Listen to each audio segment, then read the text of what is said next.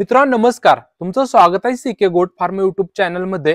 आज आपण ह्या व्हिडिओमध्ये शेळी पालन व्यवसाय सुरू करायचा आहे, पण कोणत्या भागामध्ये आपण काम करायला पाहिजे, कारण ह्याच्यामध्ये 4-5 टाइपचे भाग पडतात। जसे की लोकल ब्रीडच्या शेळ्या घेऊन, उस्मानाबादी गावरान शेळ्या घेऊन कटिंग साठी शेळी पालन करणं, म्हणजे त्यांची जी पिल्लं आहेत ते मग कटिंग साठी विक्री करणं।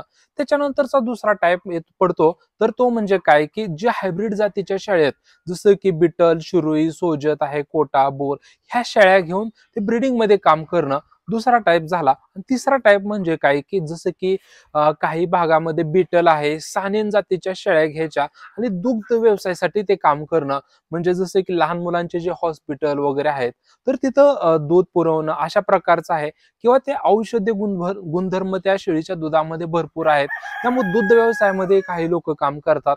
त्याच्यानंतर बोकड पालन मध्ये दोन टाइप पडतात। एक म्हणजे कटिंग साठी बोकड पालन, म्हणजे जसं की 2.5-3 महिन्याचे जे गावरान उस्मानाबादी शेळ्यांचे बोकड घेणं आणि 2 ते 3 महिने सांभाळणं आणि त्याच्यानंतर विक्री करणं, म्हणजे कटिंग साठी बोकड पालन ते एक झालं। आणि त्याच्यानंतर बघा, ईद कुर्बानीसाठी बोकड पालन, म्हणजे जे हायब्रिड जातीचे जे बोकड आहेत, शिरोई, सोजत, कोटा वगैरे त्या जातीचे बोकड 7-8 महिन्याचे बोकड घ्यायचे आणि सर्वसाधारण ईदच्या आधी मग काही लोक 10 महिना 11 महिन्यापासून ते तयारी लागतात, तेव्हापासून ते सांभाळणी करतात आणि ईदला विक्री करतात, म्हणजे ईद कुर्बानीसाठी बोकड पालन। म्हणजे सर्वसाधारण शेळी पालन व्यवसायामध्ये 5 भाग पडतात। तर तुम्ही ह्या व्यवसायात येताय तर ऍक्च्युली सुरुवात कुठल्या भागापासून करायला पाहिजे, म्हणजे डायरेक्ट तुम्ही असं नाही की ब्रीडिंग मध्येच काम करायला पाहिजे, नाहीतर बोकड पालन करायला पाहिजे। हे स्टेप बाय स्टेप सगळ्या गोष्टी जावे लागतात, तरच ह्या व्यवसायामध्ये तुम्ही यशस्वी होताय, नाहीतर गडबड होते। तर तुम्हाला शेळी पालन व्यवसाय सुरू करायचा आहे तर कोणत्या भागामध्ये तुम्ही काम करायला पाहिजे, तर सुरुवातीला बघा तुम्ही कटिंग मध्ये काम करणं खूप महत्वाचं आहे। कटिंग मध्ये म्हणजे काय की उस्मानाबादी गावरान जातीच्या शेळ्या घ्यायच्या, आपल्या वातावरणात सेट झालेल्या, ते पण बाजारामधून शेळ्या घेऊ नका, तुम्ही शेतकऱ्याकडून सर्च करून शेळ्या घ्या। भरपूर शेळी पालक म्हणतात की शेळ्या कुठून घ्यायला पाहिजे सुरुवात करताना, तर भरपूर लोक सांगतात बाजारातून घ्या वगैरे, तर बऱ्यापैकी बाजारामध्ये प्रॉब्लेम मधल्या शेळ्या येतात, जसे की साथीच्या रोगाची लागण झालेले शेळ्या येतात आणि ते आपल्या फार्म आल्यानंतर त्याच्यानंतर गडबड होते। तर शेळ्या कुठून घ्यायला पाहिजे, शेळ्या शेतकऱ्याकडून घ्या आसपास।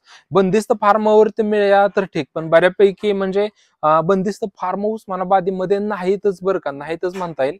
तर तुम्ही शेतकऱ्याकडून, आसपासच्या शेतकऱ्याकडून सर्च करा शेळ्या कुणाकडे आहेत त्या चांगल्या क्वालिटीच्या, आणि त्या शेळ्या घेऊन तुम्ही सुरुवात करा। तर शेळी पालन व्यवसायाची सुरुवात करताय कोणत्या जातीपासून करायला पाहिजे आणि कोणत्या भागामध्ये तुम्ही काम करायला पाहिजे, तर उस्मानाबादी गावरान जातीच्या शेळ्या घेऊन तुम्ही कटिंग मध्ये सुरुवातीला काम करणं खूप महत्वाचं आहे।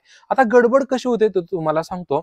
आता तुम्हाला शेळी पालन व्यवसायामध्ये काम करायचं आहे आणि तुम्ही कुठेतरी युट्यूब चॅनल किंवा कुठेतरी एखाद्या हायब्रिड जातीचा फार्म असतो, बिटल, बोर वगैरे जातीचा, आणि तिथं जाता मग ते शेळी पालक तुम्हाला सांगतात की आमचं एक बोकड 20,000, 30,000, 40,000 ला विक्री होत आहे। तुम्ही लगेच विचार करताय की 10 शेळ्या म्हणल्या, 10 शेळ्यांना 20 पिल्लं झाली आणि एक पिल्लू सर्वसाधारण बघा 20 ते 25,000 झालं, तर 10 शेळ्या मागे 3-4 लाख रुपये मिळतात। मग तुम्ही विचार करताय की कशाला कार कटिंग मध्ये काम करायचंय, ब्रीडिंग मध्ये काम करू। तर विषय काय असतो तुम्हाला सांगतो, ब्रीडिंग मध्ये जर काम करायचं असेल तर तुमचं ह्या व्यवसायामध्ये कॉन्टॅक्ट असणं खूप महत्वाचं आहे, तर तुमची विक्री होते, नाहीतर कॉन्टॅक्ट नसेल तर विक्री करायला प्रॉब्लेम येतो। आणि दुसरं म्हणजे काय, ब्रीडिंग मध्ये काम करायचं झालं, हायब्रिड जातीच्या ज्या शेळ्या आहेत, बिटल, शिरोई, सोजत, बोर, ह्या शेळ्यांची किंमत जास्त आहे, आणि त्या शेळ्या जर तुमच्या फार्मवर तुम्ही आणल्या तर काय होतं की तुम्हाला ते अनुभवच नाही, सुरुवातीला अनुभवच नाही। सर्वसाधारण 20-30 हजार एका शेळीला किंमत लावलेली आहे, त्या शेळ्या आणल्या म्हणजे 10 शेळ्यांना सर्वसाधारण आपण विचार करू एका शेळीला 30,000, तर 10 शेळ्यांना सर्वसाधारण 3 लाख रुपये लावले, आणि तुम्ही शेळ्या आणल्या आणि तुम्हाला ते हजार मेडिसिन, उपचार, चारा, खुराक हेच नॉलेजच नाही। मग तुम्हाला शेळीला ऍक्च्युअली चारा भरपूर पाहिजे, तुम्ही कमी देताय, शेळीला आजार झालेला आहे तुम्हाला माहितीच नाही, अशी गडबड होऊन जाते। मग त्याच्यानंतर मग एक तर मरतूक जास्त होते, किंवा कमी किमतीमध्ये नंतर शेळ्या विक्री कराव्या लागतात आणि आपल्याला व्यवसाय बंद करावा लागतो। तर मित्रांनो, तुम्ही सुरुवातीला कोणत्या जातीमध्ये आणि कोणत्या भागामध्ये काम करायला पाहिजे, तर कटिंग मध्ये जे गावरान उस्मानाबादी शेळ्या घेऊन तुम्ही कटिंग मध्ये सुरुवातीला 1-2 वेतक काम करणं खूप महत्वाचं आहे, आणि त्याच्यानंतर मग तुम्ही काय करायला पाहिजे आपण पुढे बघणार आहे। आता कटिंग मध्ये तुम्ही 2 वेतक काम केले तर त्याच्यानंतर चेंज होणं ही काळाची गरज आहे। तर बघा, सगळ्यात जास्त पैसे कशामध्ये मिळतात शेळी पालन व्यवसायामध्ये, ऍक्च्युअली मला इथं काही कोणापासून लपवायचं नाही, किंवा मी तुम्हाला सांगितलं म्हणून माझा खूपच तोटा होतो असं काय नाही। काही लोकांची मेंटॅलिटी असते की जे फायदा जास्त होतो ते सांगायचं नाही असं लोकांचं, पण मी जे रियालिटी घडते जे काय आहे ते तुम्हाला तुमच्या पुढे शेअर करतो. सर्वसाधारण बघा, तुम्ही 2 वेतापर्यंत कटिंग मध्ये काम केलं तर कंटिन्यू कटिंगच्या शेळीपालनामध्ये काम करायला पाहिजे का? तर तुमचा सर्वसाधारण काही भागामध्ये मी बघतोय की उस्मानाबादी गावरान शेळ्यांचं फार्म आहेत आणि ते शेळीपालकांनी कटिंगचं दुकान टाकलेलं आहे, मटन शॉप त्याने टाकलेलं आहे. तर त्या बोकड जे आहे ते विक्री करतात. ते तिथं जर तुमचा जम बसला असेल तर काही अडचण नाही. म्हणजे शेळीपालन व्यवसायामध्ये कोणत्याही भागामध्ये काम केलं तरी तुम्हाला परवडतं, असं नाही की कटिंग मध्ये परवडत नाही. परवडतं, पण थोडंसं ब्रीडिंगला कम्पेअर केलं कटिंग शेळीपालन मध्ये तर ब्रीडिंग मध्ये पैसे जास्त राहतात, कटिंग मध्ये कमी राहतात. पण प्रॉफिट कटिंग मध्येही होतो, पण कमी प्रमाणात होतोय. तर 2-3 वेतानंतर तुम्ही कोणत्या भागामध्ये काम करायला पाहिजे, तर तुम्ही ब्रीडिंग मध्ये काम करणं हे काळाची गरज आहे. नाहीतर काय होतंय की उस्मानाबादी शेळीमध्ये काम करतो आणि प्रॉफिट जर कमी होत असेल तर मग थोडस आपण विचार करतो की यार कशासाठी करायचं, एवढं तारांबळ आपली उडते, एवढं कष्ट करतोय, एवढं हे करतोय, तर ते कशासाठी कटिंग मध्ये काम करायचं आहे किंवा परवडतच नाही शेळीपालन. मग ते नैराश्य आपण होऊन हा व्यवसाय बंद करतो.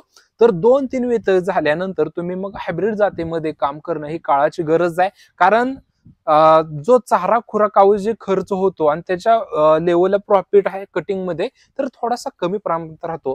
पण ब्रीडिंग मध्ये जर तुम्ही काम करत असाल तर तुम्हाला प्रॉफिट हे चांगला राहतो. तर त्यासाठी तुम्हाला अनुभव 2-3 वेताचा आल्यानंतर तुम्ही ब्रीडिंग मध्ये वळणं ही काळाची गरज आहे. आणि ब्रीडिंग मध्ये जसे की सुरुवातीला मग तुम्ही सर्च करायला पाहिजे की आपल्या भागामध्ये कोणत्या पिल्लाला जास्त मागणी आहे, तर त्याच्यामध्ये तुम्ही काम करायला पाहिजे. काही भागामध्ये जसं की कोटा आहे, शिरोई, सोजत आहे, बिटल आहे, बोर आहे, तर वेगवेगळ्या भागानुसार वेगवेगळ्या प्राण्यांना मागणी जास्त आहे. तर ते तुम्ही आधी सर्च करणं गरजेचं आहे आणि त्याच्यानुसार प्राणी घेणं गरजेचं आहे. नाहीतर तुम्ही प्राणी घेताय बिटल जातीचा आणि तिथे विक्रीच होत नाही तर काय आहे, बोरचं घेताना विक्री होत नाही. जर तुम्ही मार्केटमध्ये कॉन्टॅक्ट भरपूर असणं गरजेचं आहे आणि त्याच्यानंतर तुम्हाला अनुभव असणं गरजेचं आहे. आणि 2 वेळ काम केल्यानंतर मला असं वाटतंय की तुम्हाला 100 ह्याच्यामध्ये बऱ्यापैकी अनुभव येतो शेळीचं संगोपन कसं करायचं, चारा खुराक मेडिसिनचं. तर त्याच्यानंतर ब्रीडिंग मध्ये तुम्ही काम करू शकताय.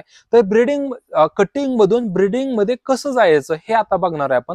नाहीतर असं करायचं नाही की 2 वेतानंतर डायरेक्ट सर्वसाधारण तुमच्याकडे उदाहरण घेऊया, तुमच्याकडे 30 शेळ्या उस्मानाबाद येत आहे, 30च्या 30 शेळ्या तुम्ही विकताय आणि लगेच तुम्ही 10-20 शेळ्या बिटलच्या आणताय, असं करू नका. तर त्याच्यामधून हळूहळू तुम्हाला ब्रीडिंग मध्ये जावं लागतं कटिंग मधून. तर तुमच्याकडे समजा उदाहरण घेऊया ती 20 शेळ्या येतात, तर 20 शेळ्यामधल्या 5 शेळ्या कमी करायच्या आणि त्याच्यानंतर 5 बिटल घ्यायच्या. त्याच्यानंतर कटिंग मधल्या 5 कमी करायच्या, म्हणजे तुमच्याकडे किती राहिल्या, 10 राहिल्या, इकडे 10 बिटल झाल्या, 5 बिटल वाढवायच्या. अशा प्रकारे कमी उस्मानाबादी करून बिटल थोड्या थोड्या वाढवत जायचं. आणि काय होतं की जसं आपण वाढवत जाईल शेळ्या, म्हणजे छोटी सुरुवातीपासून हळूहळू वाढत जाईल, त्यावेळेस काय होतं की आपल्याला समजतं की ऍक्च्युली ह्या जातीच्या शेळ्यांना किती चारा लागतो, खुराक, अडचण कोणती जास्त येते हे आपल्याला समजतं आणि काही अडचण येत नाही. तर ह्या व्यवसायाला थोडासा जम बसण्यासाठी थोडासा टाइम जात असतो. तर पेशन्स तुमच्याकडे असणं खूप म्हणजे खूप महत्वाचं आहे. स्टेप बाय स्टेप जाणं गरजेचं आहे. तर अशा प्रकारे तुम्ही ब्रीडिंग मध्ये दुसऱ्या भागामध्ये अनुभव आल्यानंतर ह्याच्यामध्ये तुम्ही वळू शकता. तर निश्चित ह्याच्यातून चांगला फायदा होणार आहे. तर दुग्ध व्यवसायामध्ये कोण काम करू शकतं, जसं की पुणे, मुंबई जे मोठी सिटी आहे, तर त्या सिटीमध्ये लहान मुलांचं वगैरे दवाखानं भरपूर आहेत. शेळीच्या दुधामध्ये भरपूर असे चांगले घटक आहेत. शेळीच्या दुधामध्ये भरपूर असे औषध गुणधर्म आहेत. त्याच्याविषयी डीप मध्ये एक व्हिडिओ मी तयार केलेला आहे, कोणकोणतं घटक आहेत. शेळीच्या दुधापासून भरपूर असे प्रोडक्ट करतात, पनीर आहे, चीज आहे, त्याच्यानंतर दही आहे, त्याच्यानंतर शेळीच्या दुधापासून क्रीम करतात, त्याच्यानंतर साबण करतात, लोशन करतात. भरपूर असे प्रोडक्ट शेळीच्या दुधापासून केले जातात, तूप केलं जातं. तर तुम्ही ऍक्च्युली लहान मुलांचं जे हॉस्पिटल आहे तिथे विक्री करू शकता. नाहीतर तुम्ही प्रोडक्ट तयार करून जर तुमच्याकडे मार्केट व्यवस्थित असेल तर दूध व्यवसायामध्ये काम करू शकताय. निश्चित ह्याच्यातून फायदा होतोय. तर 3 भागामध्ये आपण बघितलेलं आहे. त्याच्यानंतर बोकड पालन आता आपण बघूया. बोकड पालनमध्ये भरपूर शेळीपालकांचा प्रश्न फोन येतो की आम्हाला फक्त बोकड घ्यायचे आहेत, मोठे करून विक्री करायचे. तर बोकड पालन व्यवसाय डीप मध्ये व्हिडिओ केलेला आहे. तर तुम्हाला शॉर्ट मध्ये सांगतो की बोकड पालन जर समजा तुम्ही बाजारात जात असाल आणि बाजारात 10 उदाहरण घेऊया, 10 बोकड आणताय कटिंगसाठी बोकड पालन ह्याच्याविषयी आपण बोलणार आहे. कटिंगसाठी बोकड पालनासाठी तुम्ही 10 बोकडे बाजारातून आणताय, तर त्याच्यामध्ये गडबड काय होते की 10 बोकड पूर्ण बाजारात फिरवून तुम्ही बोकड आणल्यानंतर काय होतंय की कुठं नाहीतर कुठं PPR FMD हा संसर्गजन्य रोगाची लागण एखाद्या शेळीला झालेली असते आणि तिथून मग त्याचे जे विषाणू वगैरे हवेतून पसरतात, लोकांचा कॉन्टॅक्ट शेळ्यांना बोकडांना होतो आणि ते पसरतात आणि काय होतंय की म्हणजे असं नाही की 100 प्रत्येक वेळेस असंच होतं म्हणजे रोग येतात असं नाही, तर कधी कधी काय होतंय की साथीचा रोग येतो आणि त्यातल्या एका बोकडाला ते हवे वाटे व किंवा लोकांचा कॉन्टॅक्ट आल्यानंतर ते विषाणू त्या बोकडामध्ये जातात PPRचे FMDचे आणि त्याच्यानंतर त्या दुसऱ्या जे आपण बोकड घेतलेले आहेत त्यांना ते रोगाचा रोग रोग होतो, त्याने बाधित होतात कॉन्टॅक्ट आल्यामुळे. त्याच्यानंतर मध्ये काय होतंय की 10 बोकड आणले असेल तर त्यातले 5-6 बोकडांची मृत्यू होते, अशी गडबड होते. तर कटिंगसाठी शेळी पालन जर तुम्ही करायचं आहे तर ते सुरुवातीला तुम्ही करू शकता. तर ते कसं करू शकता, ज्यावेळेस आपण कटिंग मध्ये करणार आहे म्हणजे गावरान शेळ्या उस्मानाबादी शेळ्या घेऊन आपण कटिंगसाठी शेळी पालन करणार आहे, तर त्यावेळेस तुम्ही कटिंगसाठी बोकड पालन करू शकता. तर ते कसं की समजा तुमच्याकडे 10 उस्मानाबादी शेळ्या आहेत, 10 शेळ्यांना 20 पिल्लं झाली. 20 पिल्लं झाल्यामध्ये 50% मेल आणि 50% फिमेल म्हणजे 50% बोकड आणि 50% पाटी. तर 20 पिल्लं झाले तर 20 पिल्लामध्ये 50% बोकड जर पकडले तर 10 बोकड होतात.